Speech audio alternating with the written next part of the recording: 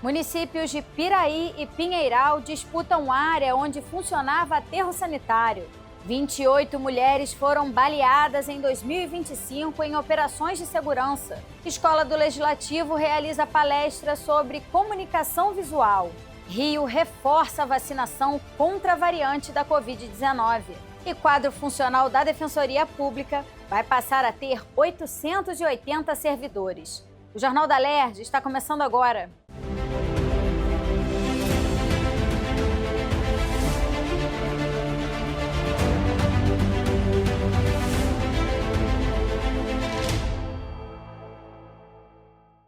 Boa noite. Uma área onde funcionava um aterro sanitário virou alvo de disputa entre os municípios de Piraí e Pinheiral, na região sul fluminense. Os limites territoriais das duas cidades foram o tema da audiência pública da Comissão de Assuntos Municipais e Desenvolvimento Regional. O município de Pinheiral foi criado em 1995. Os limites territoriais, bem como as divisas com outras cidades, foram definidos pela lei estadual aprovada na LERJ. Entretanto, em 2014, o estudo do CEPERJ e IBGE alterou esses limites, o que, segundo o atual prefeito de Piraí, Luiz Fernando Pezão, é ilegal. A área em disputa foi desapropriada e comprada pelo município de Piraí de um fazendeiro em 1998. Atualmente, o aterro sanitário está desativado, gerando um custo alto para a prefeitura de Piraí, que precisa descartar o lixo em Seropédica. A ideia é que, com o entendimento de ambas as partes, Piraí recupere e volte a operar o aterro sanitário, que já possui as licenças ambientais exigidas pelos órgãos competentes. Nós fizemos um grande investimento quando eu fui prefeito ali em 97, que foi um aterro sanitário que ele foi premiado até internacionalmente, uma parceria com a UERJ. Então, eu volto e encontro esse aterro sanitário numa área que hoje tem esse conflito de falarem que pertence a Pinheiral, mas em nenhum momento houve mudança na lei aqui na Assembleia Legislativa alterando o limite do município de Piraí. Então é isso. Eu acho que a gente teve um bom debate, né? Mostramos os mapas, mostramos toda a legislação que existiu na época, né? E acho que é a casa certa para tirar esse conflito. O prefeito de Pinheiral, Luciano Muniz, informou que não teve acesso aos documentos necessários para realizar um estudo técnico sobre a área e que solicitou essa documentação ao CEPERJ, o que foi feito em relação aos limites territoriais do município. Luciano disse ainda que o município não pode ter perdas financeiras a partir da decisão sobre a área em disputa e vai se reunir com especialistas nos próximos dias e estudar todo o processo. A gente saiu daqui hoje com o entendimento que a gente precisa ter conhecimento da matéria para a gente poder discutir. E a gente vai fazer isso da melhor forma possível, até porque a gente entende que ali é uma área realmente com lixão e a gente precisa cuidar melhor daquele espaço, mas a gente também não pode perder território e não pode perder arrecadação. A gente está aqui defendendo os interesses do município. Sobre as perdas financeiras de Pinheiral, Pezão, prefeito de Piraí, informou que, caso sejam comprovadas, vai apresentar um projeto junto à Câmara para que haja compensação ao município de Pinheiral, mas que hoje o desejo é que Piraí retome o controle do espaço. Quero que me comprove que Pinheiral está perdendo algum recurso por aquela área ali que sempre foi do município de Piraí, que Pinheiral esteja perdendo algum recurso. Se tiver, eu me comprometo a mandar uma lei para a Câmara Municipal onde a gente faça a compensação para Pinheiral dessa perda de recursos que, porventura, eles comprovarem que tenham essa perda. Presidente da comissão, o deputado Renato Machado destacou a importância da mediação desse embate no Parlamento Fluminense, já que a criação de um município e as delimitações territoriais precisam passar pela LERJ. Acredito que a gente deve ter um consenso o mais rápido possível. O prefeito Pezão, que foi bem sábio aqui nas suas palavras, colocou claramente que não quer que tenha perda nenhuma de receita e de arrecadação para Pinheiral. A gente entende que é importante, seja para a saúde pública, né, seja para a questão ambiental. E é importante cumprir os requisitos que o Ministério Público impõe a essa Casa Lei também. Deixei isso claro para os 2 prefeitos, que era importante que a gente dê celeridade a esse processo. Apenas em 2025, 28 mulheres já foram baleadas em operações de segurança no estado, segundo dados divulgados pelo Instituto Fogo Cruzado durante a audiência pública da Comissão de Defesa dos Direitos da Mulher da Alerj, realizada nesta terça-feira. O encontro reuniu representantes de instituições de pesquisa, do Ministério Público, da Defensoria Pública e de organizações da sociedade civil para discutir o tema Mulheres e Violência Estatal. Durante a apresentação, Iris Rosa, pesquisadora do Instituto Fogo Cruzado, destacou que desde 2016, mais de 1.300 mulheres foram baleadas no Rio de Janeiro, sendo 39 vítimas de bala perdida e 30% durante ações policiais. Ela também afirmou que, em 9 anos de levantamento, o Instituto registrou 124 casos de feminicídio ou tentativas no Grande Rio, dos quais 26 foram cometidos por companheiros policiais motivados por questões pessoais. 40% dos tiroteios que impedem a vida dessas mulheres de transgredirem com a normalidade, com a naturalidade que elas têm o direito de exercer, elas acontecem durante ações e ações policiais. Então, o impacto da ação estatal para o demérito da vida dessas mulheres, principalmente mulheres que vivem em áreas de periferia. E aí essa segunda camada também de vitimização, que quando a gente pensa na violência armada praticada pelo Estado, são as armas que são pagas pelo dinheiro dos nossos impostos, que são entregues aos policiais que são funcionários públicos, agentes do Estado, mas dentro de seus lares eles podem ser agressores. Então pensar políticas voltadas para a violência doméstica. A coordenadora do projeto Redes da Maré, Tainá Alvarenga, chamou a atenção para os impactos indiretos das ações policiais na vida de mulheres moradoras de favelas. Segundo ela, apenas nas operações realizadas em agosto de 2024 no conjunto de favelas da Maré, mais de 40 domicílios, muitos deles chefiados por mulheres, foram violados. Além da violação a domicílio, as diversas questões relacionadas à violência psicológica, violência verbal, além das questões relacionadas à violência sexual, importunação, entre outros tipos de assédio, né?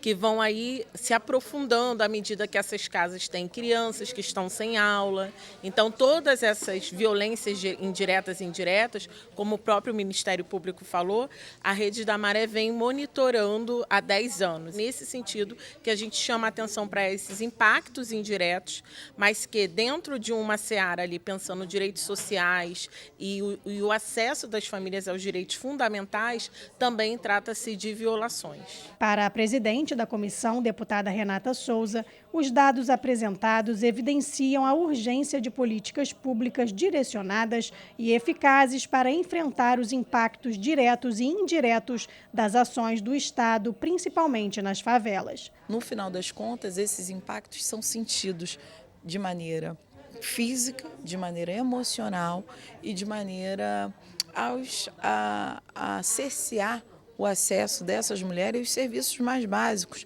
como acesso à saúde, à educação, enfim.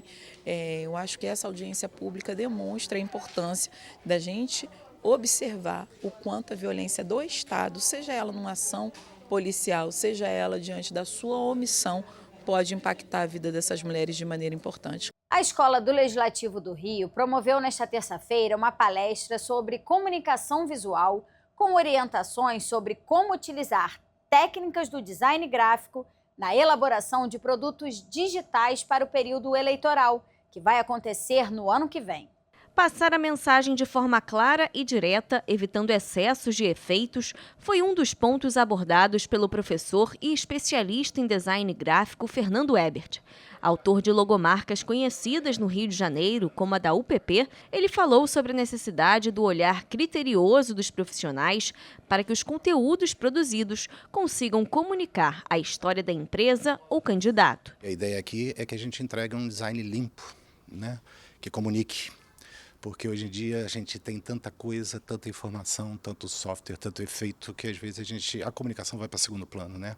Então a gente tem que entregar uma comunicação direta, limpa e eficiente. O design tem que ser coisa simples, né? A arte normalmente tem que ser coisa simples, então o design tem que ser coisa simples para comunicar da melhor forma possível. O profissional também falou do crescimento das ferramentas de inteligência artificial, que para ele chegaram para contribuir.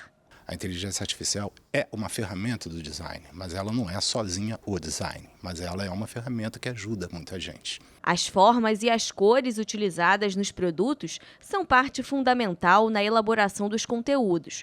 Por isso, a importância de entender a psicologia das cores. Quem acompanhou a palestra gostou de entender o impacto que o design gráfico gera na comunicação com a população. A gente é exposto às cores a todo momento, cada cor quer dizer uma simbologia, no caso eu citei ali o amarelo, que é uma cor geralmente que a gente tem nos centros de consumo, em shopping, principalmente em supermercado. Fiquei até assim, um pouco surpreendida, que eu não sabia que a expansão do amarelo ela era tão grande, não só para o consumo. Isso também contribuiu, né, para ter mais atenção também na hora que a gente vai comprar, como que chama, né, nossa atenção essa cor, como que isso influencia também no nosso momento que a gente vai comprar, no nosso momento que a gente vai escolher. Tudo comunica, cores comunicam e a gente precisa ter esse conhecimento, né, para a gente trabalhar da melhor forma, para a gente exercer assim, com muita clareza, muita transparência, né, toda a nossa informação, toda a nossa comunicação. Veja agora no Giro de Notícias. O município do Rio ampliou a vacinação contra a variante JN.1 da Covid-19. O município do Rio ampliou a vacinação contra a variante JN.1 da Covid-19. Todas as pessoas a partir de 12 anos podem se imunizar. Para tomar a vacina, é preciso comparecer a uma unidade de saúde com documento de identidade e a caderneta de vacinação. O imunizante está disponível em todas as 240 salas de vacinação do município. Em 2025, até o momento, foram registrados mais de 14 mil casos da doença. Iguaba Grande já tem sua primeira turma de guardiões dos cavalos marinhos. Durante 3 meses, 31 adolescentes e crianças participaram de um curso promovido pelo projeto Cavalos Marinhos, com direito a um mergulho de monitoramento de campo na Praia dos Ubais, na Laguna de Araruama. A iniciativa tem como objetivo preservar não só a espécie, mas fazer com que os jovens valorizem esse ecossistema, importante para a pesca local, o turismo e o lazer. A cidade de Búzios ganhou um pipódromo, parceria da Prefeitura com a Associação de Pipas Artísticas e Esportivas do Estado do Rio. O espaço fica na Estrada da Fazendinha, em Bahia Formosa, ao lado da usina de reciclagem. Por estar afastado de vias públicas e fiações elétricas, o local oferece condições seguras para a prática da atividade, que deve acontecer com linhas esportivas ou de competição, excluindo as linhas cortantes. Com origem na China antiga, por volta de 1200 a.C., a arte de empinar pipas faz parte hoje da cultura popular do Rio de Janeiro. O plenário aprovou hoje o projeto que cria 75 novos cargos na Defensoria Pública do Estado, consolidando o quadro geral em 880 servidores. O texto também estabelece que a Defensoria vai prestar assessoria jurídica às vítimas de violência doméstica e familiar. Acompanhe todos os detalhes das votações na matéria de Fernanda Nogueira. Na sessão desta terça-feira, os parlamentares aprovaram a redação final do projeto de resolução que define critérios para a declaração de bens culturais como patrimônio material e imaterial.